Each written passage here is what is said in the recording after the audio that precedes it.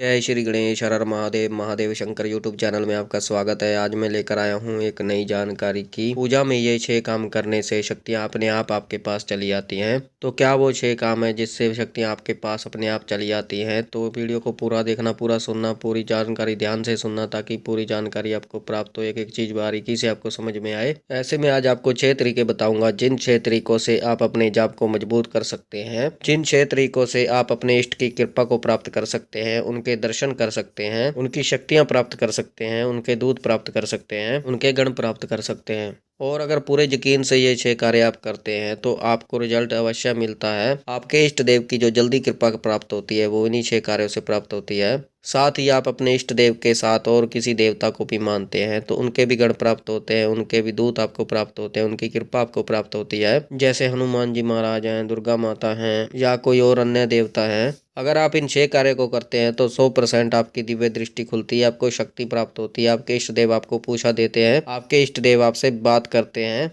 Video को ध्यान से सुनना, पूरा सुनना ताकि बारीकी से एक एक चीज आपको समझ में आए कि शक्तियों को कैसे आकर्षित किया जाता है और शक्तियां कैसे कार्य करती हैं, किस तरीके से शक्ति आपको पूछा देनी शुरू कर देती हैं, किस तरीके से आपको अनुभव देनी शुरू कर देती है, किस तरीके से आपकी हर मनोकामना पूर्ण करती है और किस तरीके से जो शक्तियां हैं आपके ऊपर सवारी रूप में आने लगती हैं। तो अगर महादेव शंकर चैनल पर आप पहली बार आए तो चैनल को सब्सक्राइब कीजिए और बेल आइकन को दबाइए ताकि हमारी जो नई जानकारी है वो सबसे पहले आपको प्राप्त हो। तो आइए जानते हैं उन 6 तरीकों के बारे में जिससे आपको अपने इष्ट देव की कृपा जो है बहुत जल्दी प्राप्त होती है, उनकी शक्ति प्राप्त होती है, उनकी सवारी प्राप्त होती है। तो सबसे पहला काम, जिन भी देवता की आप पूजा करते हैं, जिनका भी आप दीपक जलाते हैं तो उनके नाम का आपको दीपक जलाना है और दीपक में 2 इलायची डालनी है। और ये इलायची ऐसा नहीं है कि आपको रोज डालनी है, आपको हफ्ते में एक बार डालनी है। जो आपके इष्ट देव का दिन होता है उस दिन आपने इलायची डालनी है अपने इष्ट देव के दीपक में। चाहे आप सरसों के तेल का दीपक जलाओ, तिल के तेल का दीपक जलाओ, घी का दीपक जलाओ, चाहे आप चमेली के तेल का दीपक जलाओ, जिसका भी जलाओ।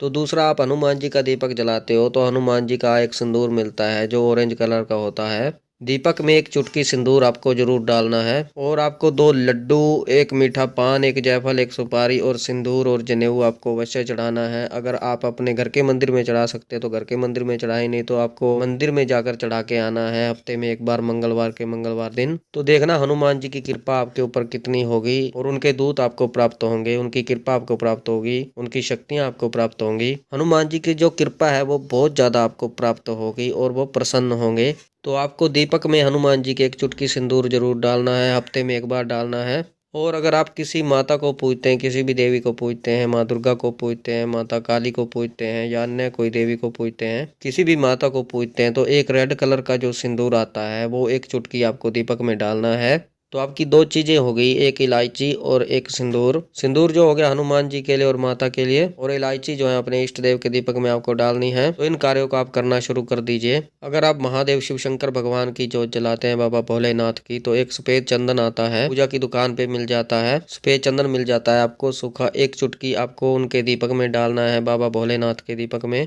तो बाबा भोलेनाथ की कृपा आपको बहुत तीव्र गति से बहुत जल्दी प्राप्त होगी और आपको महसूस होगा कि उनकी कृपा आपको प्राप्त हो चुकी है और उनके गण आपको प्राप्त होंगे, उनकी शक्ति आपको प्राप्त होगी। पग पग पर वो आपका साथ देंगे, हर जगह आपका साथ देंगे, आपकी मदद करेंगे। और अगली चीज क्या है, जब भी आप मंत्र जाप के लिए बैठो, एक कपड़ा होता है, जैसे हर देवता के लिए एक कपड़ा होता है, माता रानी के लिए चुनरी होती है, भगवान गुरु गोरखनाथ जी के लिए भगवा कपड़ा होता है, बाबा भोलेनाथ के लिए भी सफेद या भगवा कपड़ा होता है और हनुमान जी का लाल कपड़ा होता है। तो जब भी आप अपने मंदिर में पूजा करते हैं तो जो मूर्ति है, जो फोटो है, तस्वीर है भगवान की, जो कपड़ा है, उनकी तस्वीर के ऊपर उनको आप उड़ा दें या मूर्ति को उड़ा दें। और जो उनको अर्पण कर दिया है आपने कपड़ा, जो जो उनको आपने उड़ा दिया है, तो उनका वो अंग वस्त्र कहलाया जाता है। तो जब आप हनुमान जी का मंत्र जाप करते हैं, उनकी पूजा करते हैं, तो जो उनका कपड़ा होता है जिस पे राम नाम लिखा होता है, उस कपड़े को माथे से लगाकर उस कपड़े को ओढ़कर मंत्र जाप करें।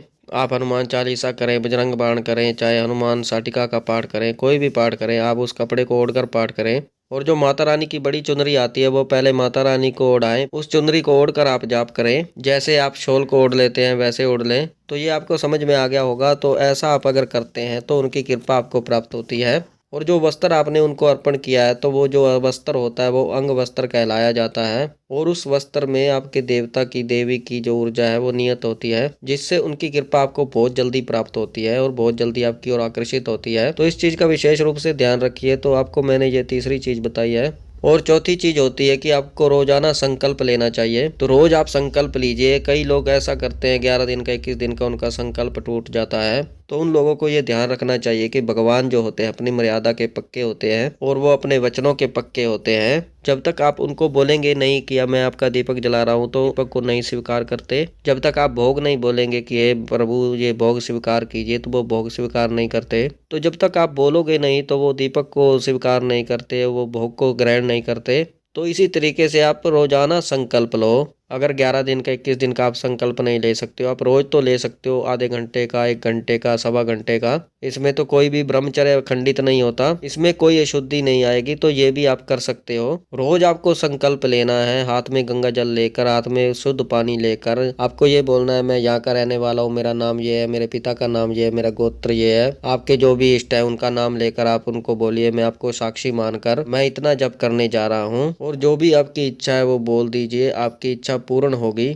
तो रोज आप संकल्प लेकर पाठ करते हैं, जप करते हैं तो आपकी इच्छा बहुत जल्द पूर्ण होती है। आपके सारे कार्य सिद्ध होने लगते हैं, आपके हर मनोरथ पूर्ण होने लगते हैं। तो आप रोज संकल्प लीजिए। इसमें सबसे अच्छी बात ये होगी आपको ब्रह्मचर्य की टेंशन नहीं होगी, ना ही संकल्प टूटने की टेंशन होगी, ना ही कोई दिक्कत होगी, ना ही कोई परेशानी होगी आपको। जैसे आपने 7 हनुमान चालीसा का संकल्प लिया है, शिव चालीसा का आपने संकल्प लिया है, या 21 का लिया है, 51 का लिया है, तो इससे आपकी बहुत जल्दी जो है मनोकामना पूर्ण होती है।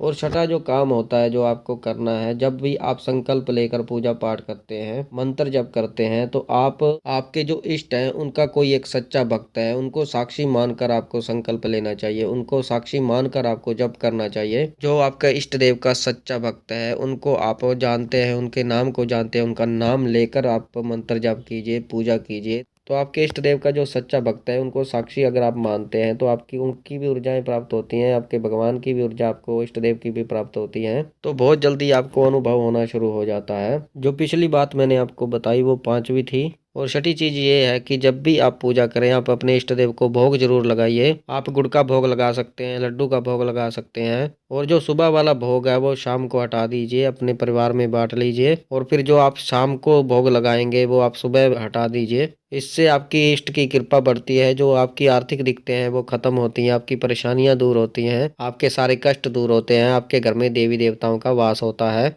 और एक चीज और, आप आरती जरूर कीजिए। तो जब भी आप पूजा करें तो आरती जरूर करें, क्योंकि आरती में ही देवता आते हैं। आरती जब करते हैं तो देवता को वहां पर आना ही पड़ता है, देवता वहां पर उपस्थित होते हैं। तो अगर ये 6 काम अगर आप करते हैं तो जो आपके ऊपर इष्ट देव की जो है 100% आपको कृपा प्राप्त होती है। और इससे आपको 100% उनके गण मिलते हैं, उनकी शक्तियां मिलती हैं, उनके जो दूत प्राप्त होते हैं, और आपकी ऊर्जा में वृद्धि होती है, और आपके इष्ट देव की आपको कृपा प्राप्त होती है। तो ये थी जानकारी कि कैसे आपको ये 6 कार्य करने चाहिए जिससे आपके इष्ट देव की आपको कृपा प्राप्त हो, उनके गण प्राप्त हो, उनकी शक्तियां प्राप्त हो, उनके दूत प्राप्त हो। तो बाकी मुझे विश्वास है कि ये जानकारी आपको पसंद आई होगी। अगर आप हमारे चैनल पर नए हैं तो चैनल को सब्सक्राइब कीजिए और बेल आइकन को दबाइए, ताकि हमारी जो नई जानकारी आए वो सबसे पहले आपको प्राप्त हो। ज़्यादा से ज़्यादा इस वीडियो को शेयर कीजिए और लोगों तक और भक्तों तक ये जानकारी पहुँचे, ताकि वो भी ये 6 कार्य करें और उनके इष्ट देव की उनको कृपा प्राप्त हो, गण प्राप्त हो, उनके दूत प्राप्त हो, उनकी शक्तियाँ प्राप्त हो। लाइक करें, कमेंट करें, कमेंट में हर हर महादेव अवश्य लिखें। मैं महादेव और माता पार्वती से ये प्रार्थना करता हूँ कि आप पर सदैव कृपा बनाए रखें, आप खुश रहें, आपका परिवार खुश रहे, आपके सारे कार्य सिद्ध हो, आपकी हर मनोकामना पूर्ण हो, आपकी हर इच्छा पूरी हो। तो हम मिलते हैं एक नई जानकारी के साथ। तब तक के लिए हर हर महादेव,